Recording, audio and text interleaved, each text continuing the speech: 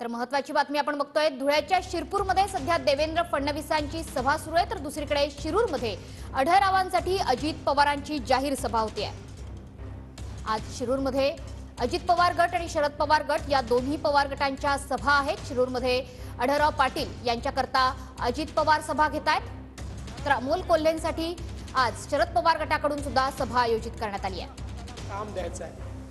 बंधू भगिनींनो, ही जी निवडणूक आहे, ही निवडणूक साधी निवडणूक नाहीये। ही ग्रामपंचायतची, नगरपालिकेची, महानगरपालिकेची किंवा विधानसभेची देखील निवडणूक नाहीये। ही निवडणूक देशाच्या लोकसभेची निवडणूक आहे। आपल्याला या देशाचा नेता निवडायचा आहे। कोणाच्या हातामध्ये हा देश सुरक्षित राहील, कोणाच्या हातामध्ये हा देश समृद्ध होऊ शकेल, कोण या देशाला पुढे नेऊ शकेल, सामान्य माणसाच्या आशा आकांक्षा आणि अपेक्षा कोण पूर्ण करू शकेल, याचा फैसला करणारी ही निवडणूक आहे। आणि म्हणून या निवडणुकीमध्ये आज केवळ दोन गट आपल्याला दिसतायत। एकीकडे विश्व गौरव असलेले विकास पुरुष आपले नेते माननीय नरेंद्र मोदीजी आहेत, ज्यांच्या नेतृत्वात आपण सगळे या ठिकाणी काम करतो।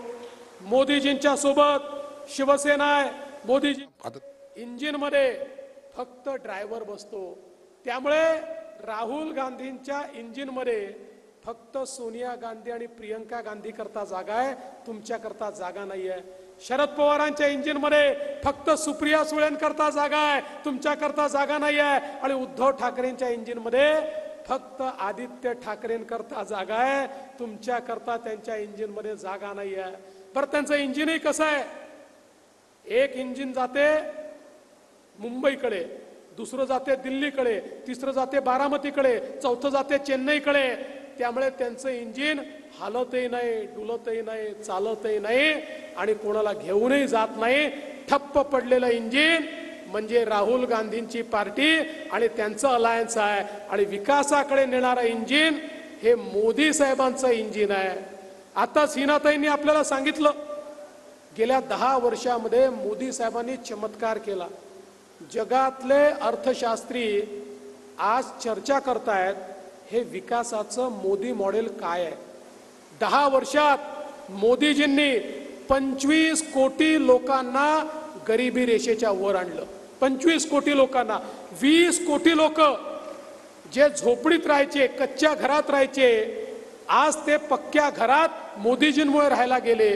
50 कोटी लोक ज्यांच्या घरामध्ये चूल होती, त्यांच्या घरी मोदीजींनी गॅस दिला। 55 कोटी लोक ज्यांच्या घरी शौचालय नव्हतं, त्यांच्या घरी शौचालय पोचलं। 60 कोटी लोक ज्यांना त्या ठिकाणी स्वातंत्र्याच्या 70 वर्षानंतर देखील पिण्याचं पाणी नशिबात नव्हतं। आमच्या माता भगिनींना हंडा घेऊन नदीवर जावं लागायचं, नळावर जावं लागायचं, विहिरीवर जावं लागायचं। त्या 60 कोटी लोकांना त्यांच्या घरापर्यंत नळ देऊन पाणी देण्याचं काम हे मोदीजींनी या ठिकाणी केलं। आणि 80 कोटी लोक अशी आहेत, 80 कोटी ज्यांना मोदीजी मोफत रेशन देतात। आणि मोदीजींनी सांगितलंय, पुढचे 5 वर्ष देखील या 80 कोटी लोकांना मोफत रेशन मोदीजी देणार आहेत। आणि आपल्या महाराष्ट्रात त्यात 7 कोटी लोक आहेत की ज्यांच्याकडे मोदीजींचं मोफत राशन पोचतं। जवळजवळ 60 कोटी लोकांना आयुष्यमान भारत योजनेतनं मोफत इलाज मोदीजींनी दिलाय। आणि आता तर 70 वर्षाच्या वरचे सगळे त्यांना मोफत इलाज, मोफत उपचार, मोफत गोळ्या, मोफत इंजेक्शन, मोफत ऑपरेशन, सगळ्या गोष्टी मोफत देण्याचं काम हे मोदीजी या ठिकाणी करतायत। बंधू भगिनींनो, आज मोदीजींनी मुद्रा सारखी योजना आणली आणि या योजनेतनं 60 कोटीपेक्षा जास्त लोकांना 10 लाखापर्यंतचं लोन बिना तारण आणि बिना गॅरेंटरचं मिळालं।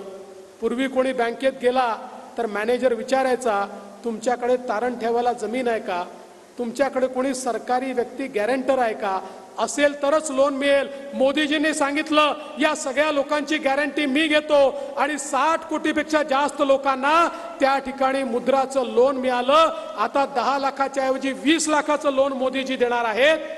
आणि मला हे सांगताना आनंद वाटतो, यामध्ये 50% जास्त आमच्या माता भगिनी आहेत ज्या आपल्या पायावर मोदीजींनी उभ्या केल्या आहेत. एवढंच नाही, देशामध्ये 80 लाख बचत गट मोदीजींनी तयार केले.